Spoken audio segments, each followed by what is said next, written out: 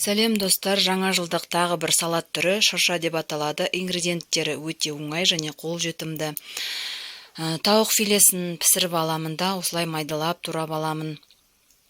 Одан кейін 3-4 картопты пісіріп алып, крупный теркадан өткізіп аламын. Салатницаға салмас бұрын майонезбен шыршаның суретін салып аламын. Одан кейін барып картопты саламын.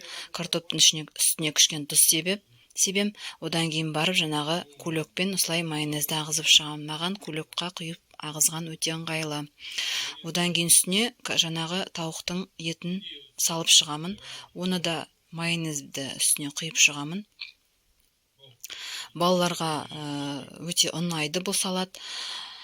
Оның үстіне жаңағы тұздалған қиярды салып шығамын.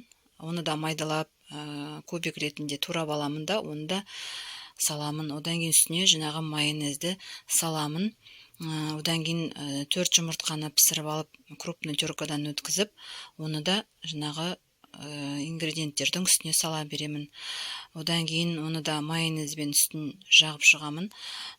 Одан кейін сол кукуруза бар болса үйде, кукурузаны салуға болады. Одан кейін укроптың шөптерін майдалап, жұлып аламын да, осылай үстіне жақсылап тұрып орналастырып шығамын. Одан кейін анардың дәндерін шыршаның ойыншығы ретінде қоямын да, ал кукурузаның дәндерін үстіне әдемілеп гирлянда сияқты осылай қойып шығамын. Балаларға өте ұнайды. Лайк басып, каналыма тіркеліп кетіңіздер.